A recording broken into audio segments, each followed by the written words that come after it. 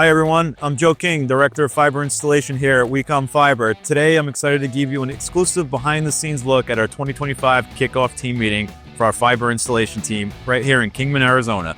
Our main focus today is to emphasize the importance of safety here at Wecom, review our performance from last year, and brainstorm ways to improve in 2025. I believe that team building is crucial, and days like today offer a fantastic opportunity for us to come together and align our mission and goals. 2025 is set to be a big year for Wecom as we continue to grow our current markets and expand into new ones.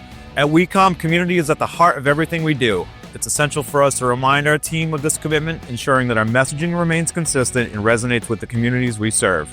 Thank you for joining us today. Stay tuned for more updates and behind-the-scenes glimpses as we strive to make 2025 our best year yet.